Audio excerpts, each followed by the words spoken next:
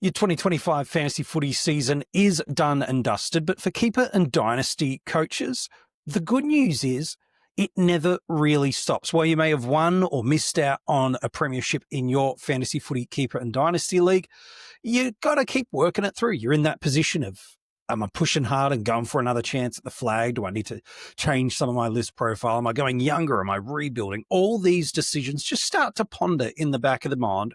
And while AFL finals are nearing a conclusion and the trade and free agency period is closing in fast upon us, if you do play in a Keeper or Dynasty League, you are starting to think, what should I be doing? And on today's episode, we want to look back at the players that were picked in the 2024 draft. Yep. Players that are on their first year on an AFL list. We want to look back at them and I'll rank them for you in a top 10 order. The players that I think are the most valuable for you in a Keeper and Dynasty League. This can be helpful for one or two things. One, you might be in a lucky position to own one of these players and you're actually contending for a flag. You've got the choice to be able to sell that asset off potentially and be able to really restock and go again in 2026. Or maybe you could choose to just pocket this player away, knowing that in 2 to 3 years' time, they could well be at the elite levels of a premium territory performer. Or conversely, you could be on the other end where you're trying to rebuild and get that list back into premiership contention. And so now what you're doing is you're looking to get the best access to young talent you can. And this is where this episode is going to help both camps of Keeper and Dynasty League players, because it's all about helping you make that decision, get the best assets you can and get the best value for them.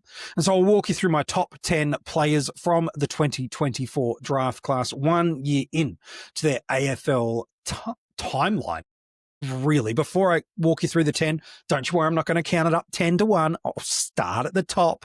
Not going to build that much tension. I want to give you 3 honorable mentions of players that didn't make the list, but were in and around the market. The first is Sam Davidson. Was really handy for classic owners and certainly early in the year for Keeper and Dynasty players. He was fieldable. There's a couple of really nice performances through there. Recruited as a forward, played up across the wing, part of that Beveridge style player that he just loves to recruit at least one player from the VFL every year, that role player that kind of gets linked up in transitions across, half-back, wing and half-forward. Was Davidson this year. Previously, it's been guys like Vandermeer and stuff like that. I liked what I saw from him, but he lost his spot as the year went on. And interestingly, a lot of injuries to the Bulldogs. I know none of these 3 players I'm about to mention anywhere near the role that Davidson had, but it did just mean that there was some movement around their best 22, best 23. Bontempelli missed kind of the first quarter of the year. Treloar missed more than a quarter of the year, missed big chunks of the year, and we didn't even see a Cody Waitman. These 3 guys are clear best 22. One's the captain, for goodness sake, and arguably the best player in the league at the moment. It just changes the dynamic. And the fact that he fell out of that best 22 position as the year went on and they had so many injuries, just to me is probably not someone I've got super confidence in that he's going to hold. I still think he's got some value in a Keeper and a Dynasty League, but I wouldn't be advocating for keeping him.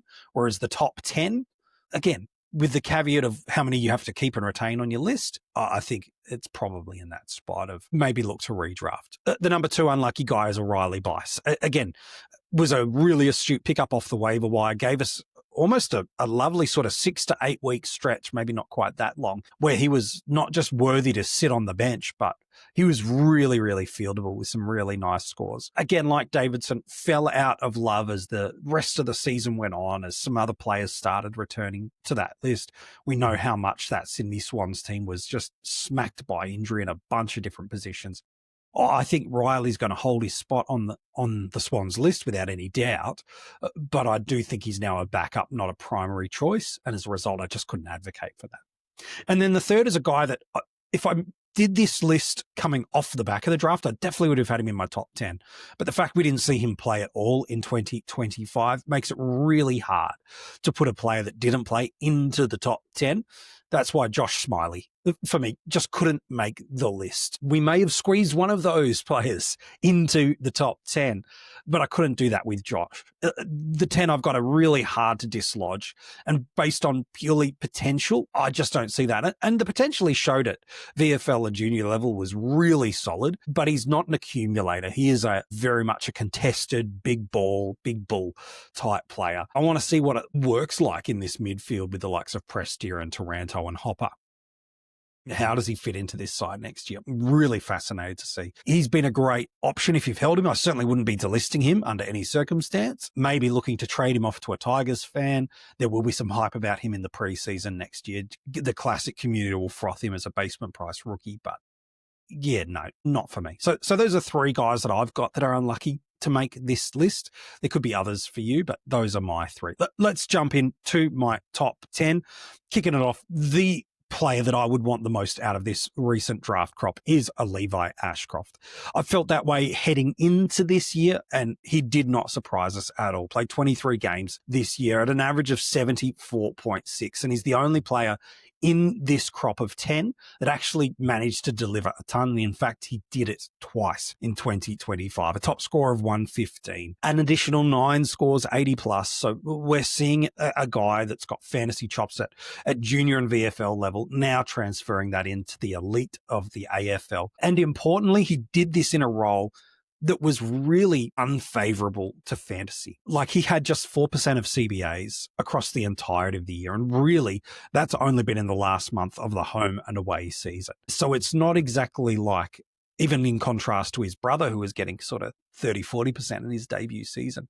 He's well and truly behind the pack here, and yet he's still finding a way to go at a points per minute of 0.77, which we'll talk about what that looked like in contrast to some other premium mids that we've got in a moment. But this is exceptional for a guy that spent a lot of time across a high half forward and across a wing, when he really is a pure in and out style midfielder, is absolutely exceptional. He is a clone of his brother in many ways, where it's high octane player, lots of running capacity and ability, good but not elite ball user, but is really doesn't have a lacking or a weakness to his game. And maybe that's his strength, is just he's so good at everything that comes to from being a footballer. Kicks goals, gets involved through transition, defends, works hard, uses the ball well.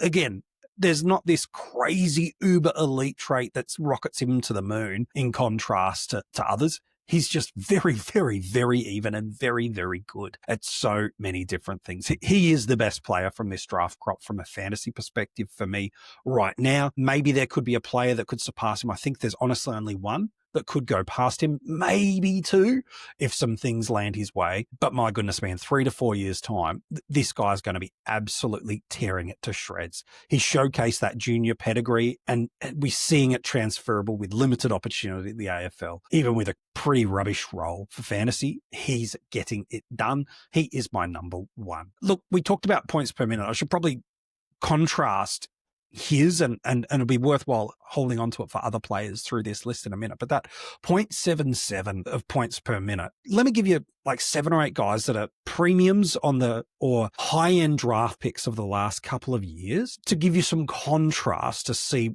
where he and others are sitting in contrast to that. Harry Sheasel in his debut season went 0.97. Again, had a very favourable role, but he still did it. At Nick Dacos, a 0.86. Levi's brother Will in his debut season, a 0.85. Andrew Brayshaw in his debut season, so going back a little bit now, but a 0.83. And then some of the higher end draft picks of the last couple of years, Jason Horn Francis, his debut year. Again, they're very different players, so you've got to always factor that in, but a 0.65. A Harley Reid, a 0.66. And a Finn Callahan, a 0.59. For what it's worth, a Noah Anderson, very comparable in debut season with a 0.76. And again, he was playing a little bit more wing in that debut season than certainly what he is at the moment. So maybe that's a good indication for us of potentially the pathway that he could head for us. For me, he's the clear number 1 off the back of this year, the only player to get a ton from this crop that I've included in the top 10. Yeah, he's pretty special. My number 2 is a guy that's really rocketed up throughout the season as a result, but he's been undeniable about how good he has been. He wasn't in my top 2 at the start of the year, but he's evolved into that now. I'm going to put Harvey Langford as the number 2 guy from this draft prop. 22 games, an average in the low 60s. No tons, but he got close. There was a 95 through there. 3 scores over 80 this year. There's something incredible about this guy because he played a variety of roles this year.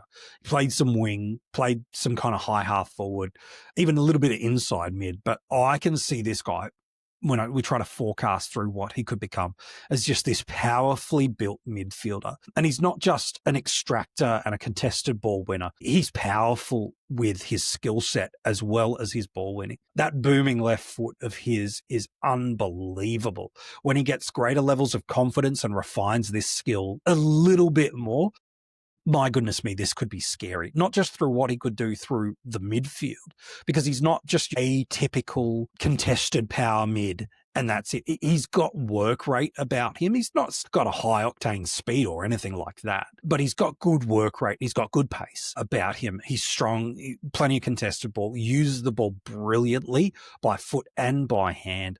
And then he's also got this ability in his game to sit forward and take a really nice contested overhead mark.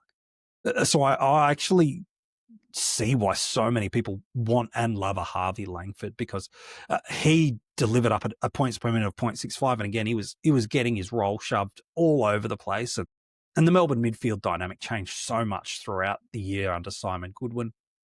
What it looks like under Stephen King, we'll have to wait and see what the trade period throws up for us. But yeah, I could just see in a couple of years' time being an absolute weapon at stoppage. I don't know if he's the accumulator type, which is ultimately the guys you really want to get, the guys that can get 30, 35 touches just with work rate.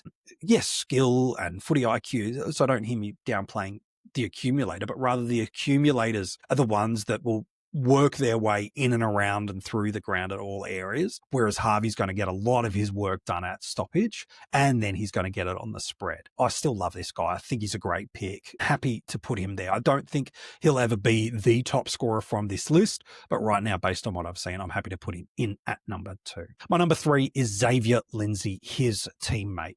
He had 18 games last year, but interestingly, 3 of them were red vest affected and 2 of them were green vest affected. So there were moments in time where he was really favorable. Certainly prior to injury early in the season, he had a really nice run. In fact, a bunch of different positive games. In the first 7 rounds, he got all of his 80 plus scores, which was an 80, a 94 and a 98. And so he started strong. 98, by the way, is his top score for the year. My goodness me, that there's something to work with here. An average of 52.4 is a little unflattering to what he really was when you remove those vest impacted games. Again, there's a total of 5 of his 18 games. It's up around that 64, so already ahead and above where Harvey Langford was. Where he sits in a role is fascinating to me. Moving forward, because they played him off the wing in that early portion of the season. He did drift back behind the ball a little bit as the season went on, but there's something about the way he moves and uses the ball. I'm really intrigued to see how Stephen King moves this team around as a new coach in the system, because I could see a world where they move him behind the ball, give him that more traditional Christian Salem role, and make him one of the playmakers. We know so much of modern day football is now about how you rebound and transition the ball out of your defensive half, and how you slingshot back through to create scores from turnovers. Oh, I feel like his skill set, he's a beautiful user of the ball, smooth, crisp, got some speed and got some elite ball using traits, especially by foot. I could really see them play him behind the ball. Whether is that a he and Windsor? Does Salem stay back there? Does he come back up on the wing? What is this game style under the new coach? We will have to watch and wait and see, but he is the accumulator and the outside playmaker that I still think could actually get plenty of ball and plenty of opportunity. There's even a little bit of contested game about him that I really, really like. It wouldn't shock me to see him get thrown in at various times in 2026 into a centre bounce role and see if some of that contested clearance work and becoming a second touch player to the likes of Viney, if they're there, Petrarca and Oliver, and certainly to a Langford, who we know will be there definitively. There's something about this guy. I really like him. He's one of my favourites from the crop, so I'm happy to put him in at number 3. Someone that's really had an absolute slingshot up the moon here for me. He was always a talented kid, first-round pick last year, but wasn't really sure, growing increasingly in confidence that Murphy Reid could be an absolute star of the AFL. Now, that might not translate to fantasy football stardom, but certainly they've seen enough in this Fremantle side that he's going to be something pretty special. An average of 56, a lot of goals is contributing to that. But again, he's playing pretty much exclusively as a creative forward. That midfield mix has seen a lot of change this year and will undergo even more with the likes of Nat Fyfe retiring and hopefully a fit Hayden Young being able to get back into that spot. But there were some things I liked about his game. 23 of them from this year, 2 scores of 80 plus, including a top score of 94. The other 80 plus score was an 88. And a points per minute of 0.56. So again, the lowest of all the players to date, but probably had the most unfavourable role. Now, it was come to a degree to Ashcroft, and there's a little bit more of a game style difference between the way Fremantle and Brisbane play, of course, but still, he impacts the game. And while we play here at the Coaches Panel, we play our drafts on the Keeper platform. It's where we choose to draft, and absolutely the best platform to do Keeper and Dynasty Leagues. Like, genuinely, not a question. It's not just because we've got a friendship and a partnership with Ryan, but legitimately it is the best platform that is out there right now. And to me, it's not a conversation around that. But what we don't often do with Keeper and Dynasty Leagues, unless you've got some kind of custom scoring on, is we look at Supercoach. We just think pure AFL Fantasy scoring.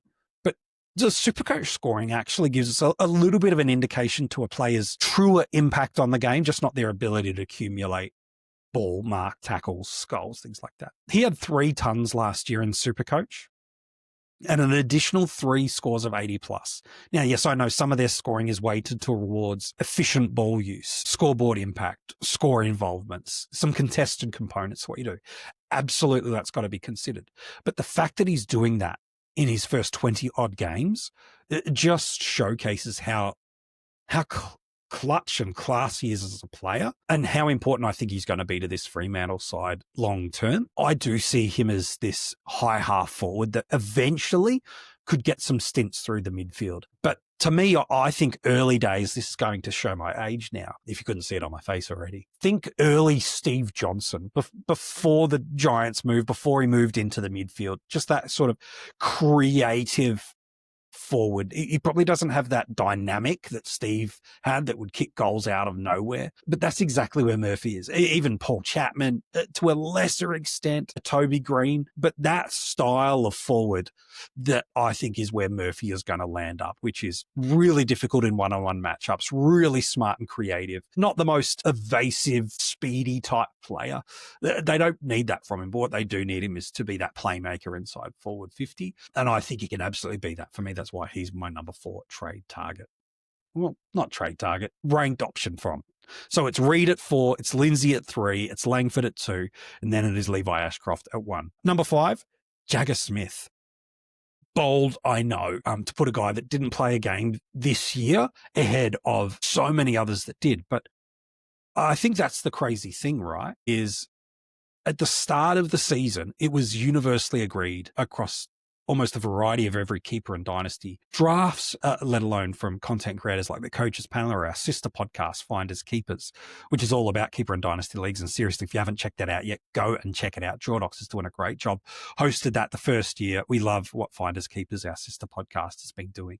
But it was pretty much universal for most people. It was Ashcroft and Smith at 1 and 2. And then it was probably more just the interchange variety of which did you prefer more. I know it feels a little disrespectful at first to say, well, you're putting him ahead of all these other guys that have played and he's done nothing.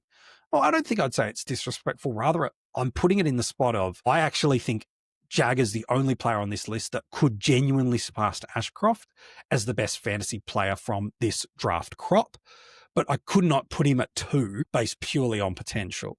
I think what Langford, Lindsay, and also Reid showed is they could all scratch areas of premium territories, if not become them, in their own lines. And that's presuming Reid becomes a premium forward, by the way, not as a premium mid, which I think the other two in Langford and Lindsay could well become alongside Ashcroft. But Smith, there's something undeniable about him. I know he didn't play due to that ACL, but his ability to showcase what he can do at a junior and VFL level is exceptional. Like, he averaged 34 touches a game at the Coates Talent League.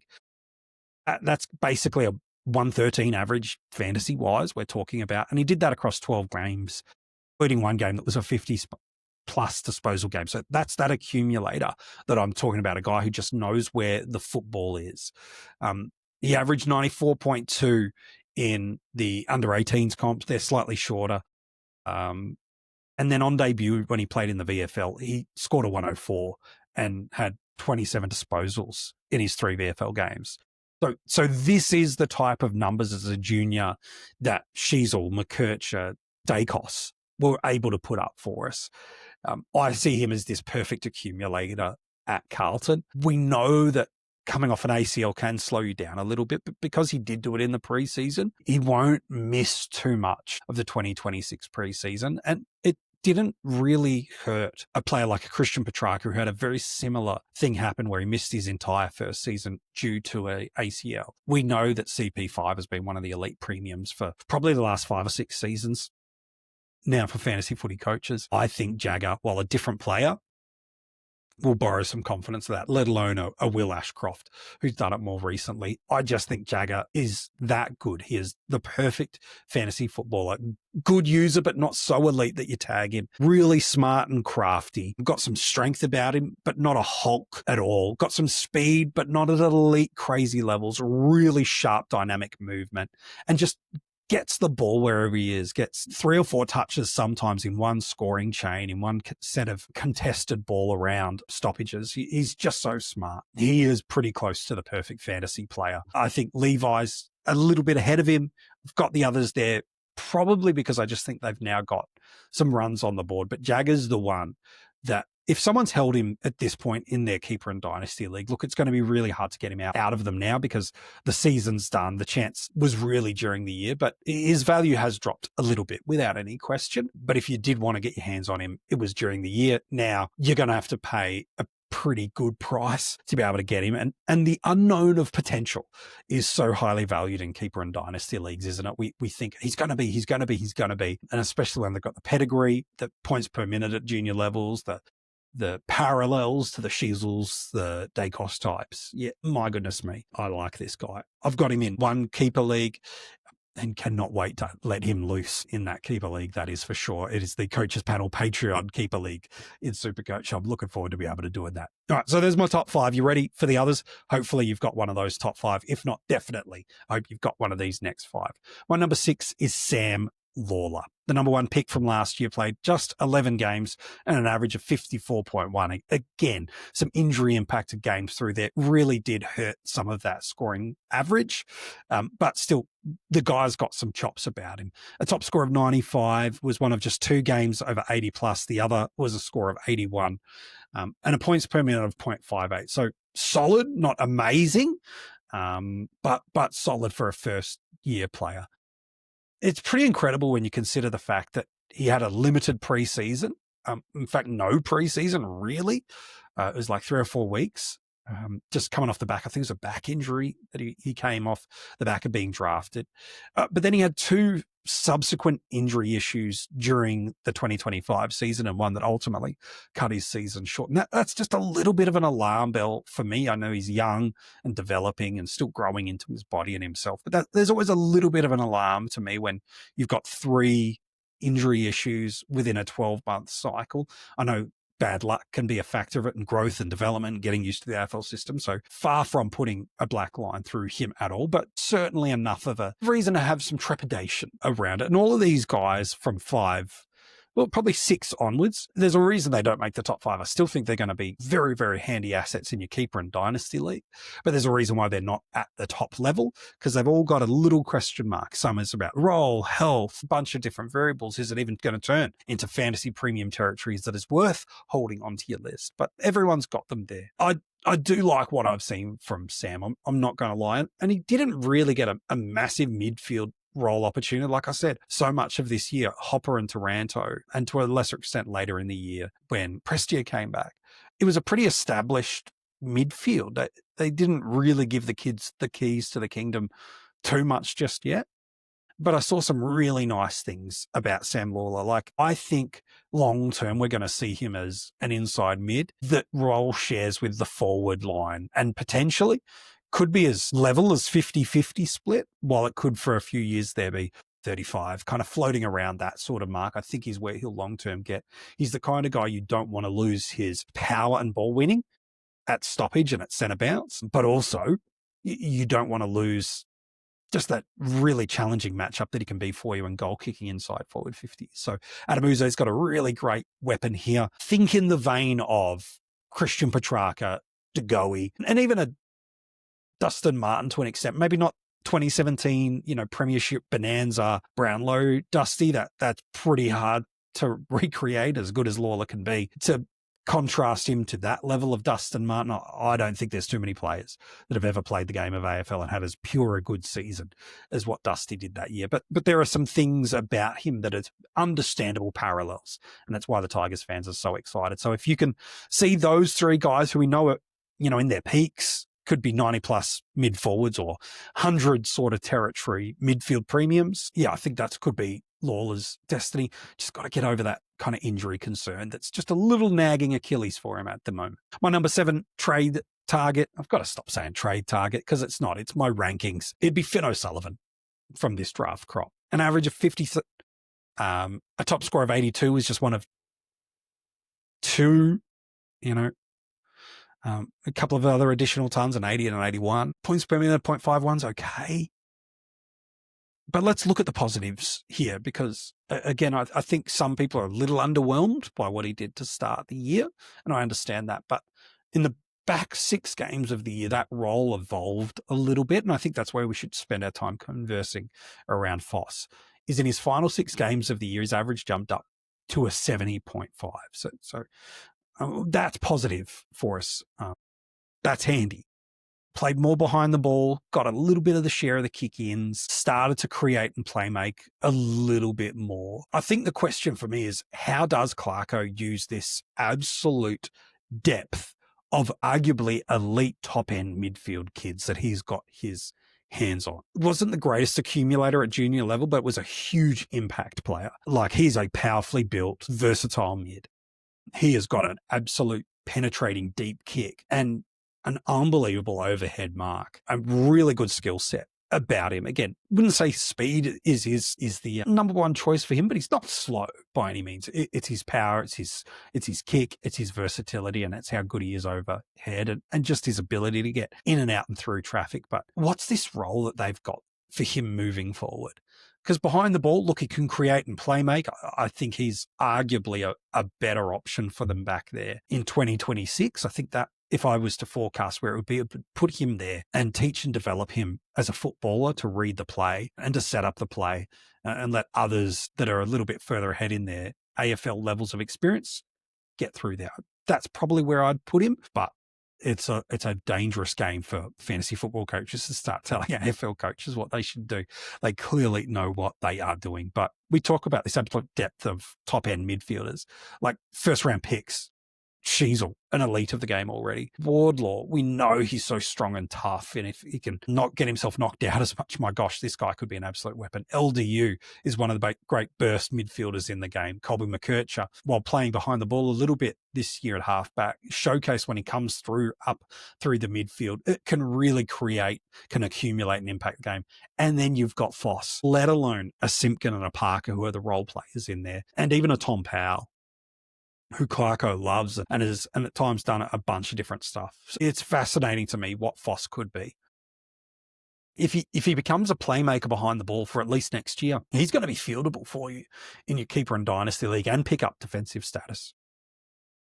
But I think my biggest hesitance here around Foss is, what is the level of his potential? Now, again, we could see players like a McKercher head off to the Tassie Devils in a few years' time. We could see Powell disappear to, a South Australian-based club where he's originally from. That's not uncommon. And Parker will certainly move on in the next year or so.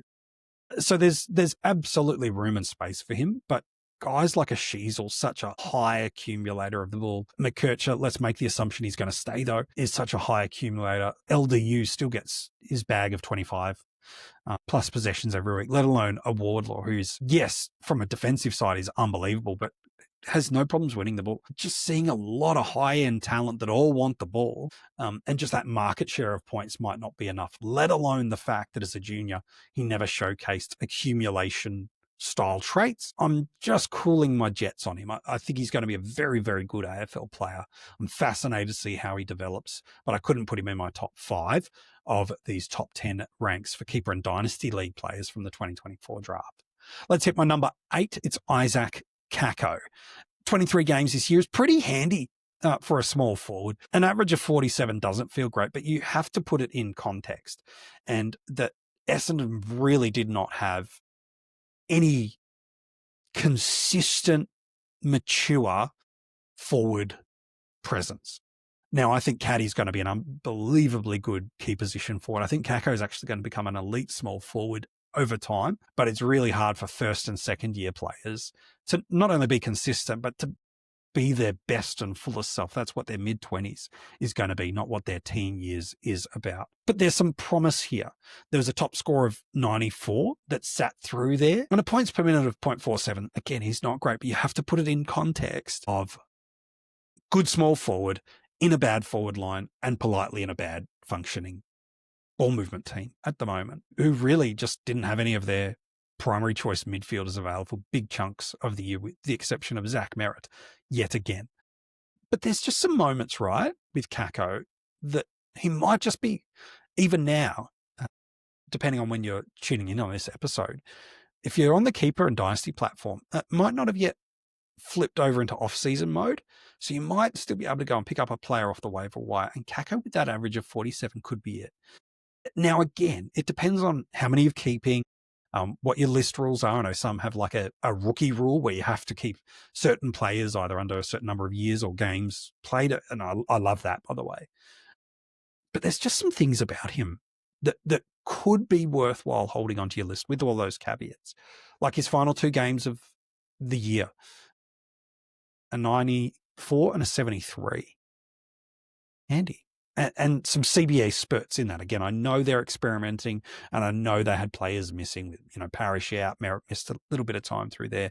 Durham missed a little bit of a time through there as well. But there's something about him because he is really speedy. It's not just he's got some speed. It's elite top end speed. He's clean with his hands. He's a match winner. And you need that quality around where the ball is, not just inside forward 50, but around there. So I can actually see him probably maintaining that small forward role, and goals will need to be critical to him being a consistent scoring premium.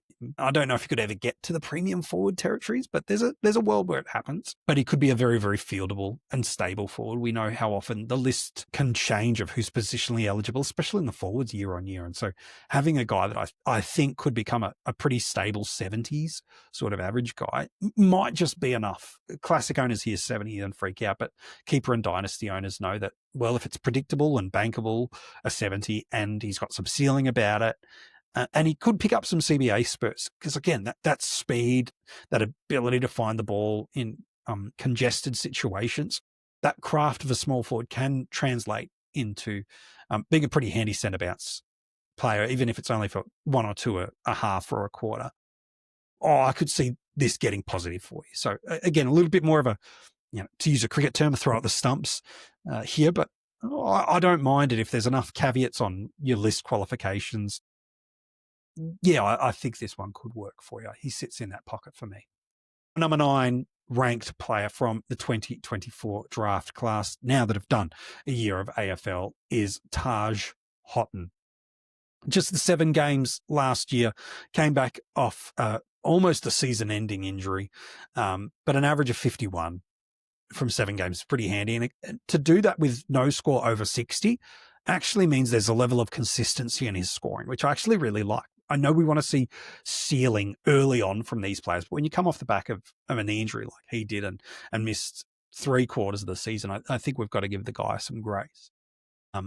But a points per minute of 0.64 is exceptional. Like, that's ahead of Kako, that's ahead of O'Sullivan, that's ahead of Lalor, obviously ahead of Smith, but it's ahead of Lindsay. I know there's some vests in there, but points per minute don't hide that. And it's right on pace with the Harvey Langford, who we've got at number 2. So there's some real positive signs here. He's super athletic. He's a half forward who I think can play through the midfield a little bit, but his marking traits as a forward is absolutely exceptional. As Richmond improve, don't be surprised to see their forwards' consistency of scoring improve. Yes, they're being well held by an experienced midfield core at the moment, but in 2 to 3 years' time, the likes of Vlosten, Lynch, Bolter, Hopper, are no longer going to be the guys that are holding it down and protecting them. They'll need to be moved past with this new cub crop that they've just recruited off this pretty super draft. And Taj is the guy to me that if anyone could become a premium forward and do it without getting a centre bounce, I think Taj could be the guy. Because often when it's it's really hard to get that, but he's got the work rate that I saw as a junior that could get him to push high up the ground and impact and get around the contest and get involved in both contested and uncontested moments. He can get involved in scoring through transition. He can get involved in scoring through stoppage. And then that ability to get forward, where he spent a lot of the time this year, and just take great strong marks in contested moments, not just on a lead. I really love this pick for the Tigers. It was talk that he was a top 10 pick in the draft had he not injured himself. But yeah, I see exactly why the Tigers have an absolute ripper here. He is exciting. And again, in the Kako vein, people might just see the average and go, nah, not interested. Friend, be interested. There's something about this one. Again, just the fact he only played 7 games, I couldn't put him higher. The fact that he hasn't scored over 60, just couldn't put him any higher. But I think this one could really skyrocket up. Like, again, the long-term potential, I still think it's going to be Smith and Ashcroft as the top 2. I think Langford and Lindsay with the right roles can be elites and premiums in their area. And then as much as I speak about how good Reid could be, Taj could leapfrog him with enough variables going his way. And that's not to say Murphy's not a great keeper pick. I've got him in the top 5 from this list. But Taj's upside here could be bigger than Murphy's upside. Could be. I like him. I think he's going to be a good pick. Got Murphy higher, but Taj has that potential to really get to a whole nother gear and a level. And then my last player that I've got in my top 10 is Alix Tauru. Yeah, there's something pretty special about this guy. Again, a top score of 70, an average of 42 is not amazing. And intercept defenders aren't normally reliable keeper and dynasty scorers. Now, again, it's a bit different if you've got some custom scoring on, or maybe it's on a Supercoach platform where intercepts become, a weighting component to the game. But there's just something about this guy that I think is going to take off. That was not a pun. That was meant to talk about him as the Flying Viking taking off. Oh, that's dad joke territory, MJ.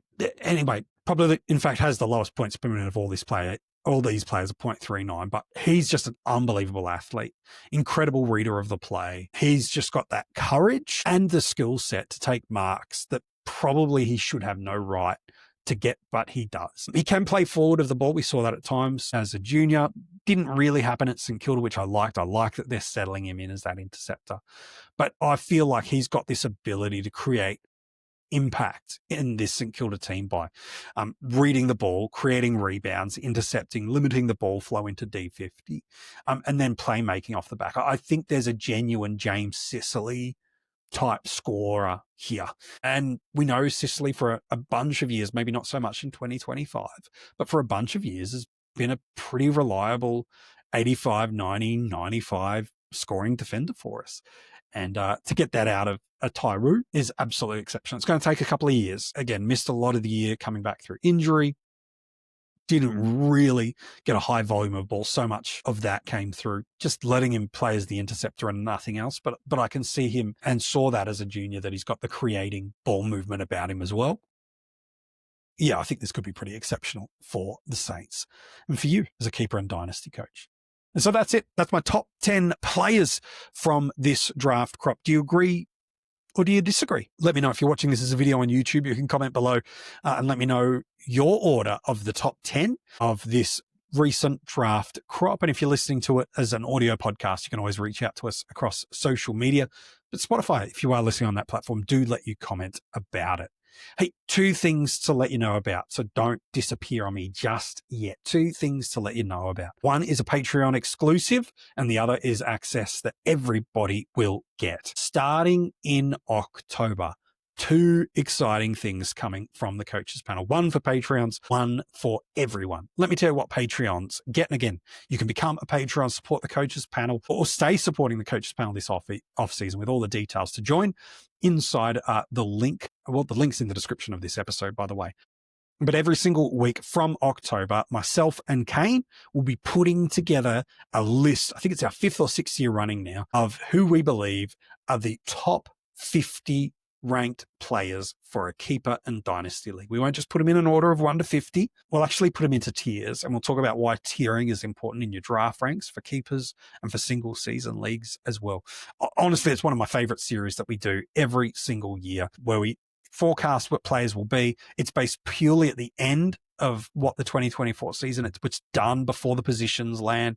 It's done as player movements going on. So we try to extract those variables out of it. But it's a fun, fascinating, incredible 8-week series. We can't wait to bring that to you. It'll drop every single Wednesday in October and then head into November. So it'll be an 8-week series that will be dropping. That is for Patreon and Patreons only, and Spotify paid subscribers podcasts only as well. So if you're on either of those 2 platforms, you will get that every single week. We might throw the odd, TikTok or Insta Reel or something like that out. But yeah, mostly it'll be pretty kept in-house. So if you want to know who we've got in the tiers and why, got to sign up and join in. At any tier of Patreon, you'll get access to it this off season. And then the other thing that's coming, it will be a free for all. We'll give it away to every single person. We'll put it as an audio podcast as well as a video. Is we will give you our top, well, let's be honest, it's not just our top. Everyone. Stuff it. Let's just do everyone. Every player that moves clubs during the trade and the free agency period, we will do an episode on those players. We will tell you about what their fantasy impact could be at their new club, what fantasy impact it could have on the club that they've departed. And we will unpack all those elements. Every single player will drop an episode for you. And so if your mind is starting to turn to classic 2026, or you just want to talk footy during the off season, we got you covered. That'll be available across all of our platforms for free for every single person. So you can go and check that out. It looks like we got some big names that could be moving clubs in trade and free agency, which could create some great big change opportunities, both in new and old clubs, for players that could create moments for us as the fantasy footy community. Hey friends, thanks so much for tuning in. It's been a couple of weeks since we've had a chance to chat to you. We wanted to give you a little bit of a break, as well as us here at the team, to take a few weeks off, but we're back here to help you through this little gap period between fantasy footy content. Remember, from October, it's all go for us though. The keeper ranks lands for our Patreons and Spotify paid subscribers. And then also every player that moves club in trade and free agency will be available for free for you as an audio and a video podcast. Hey friends, we love you. We appreciate you. We hope you are doing well. We hope your team has progressed nicely through finals, or maybe won the whole thing, depending when you're tuning in on this episode. Thanks again. We'll chat to you soon.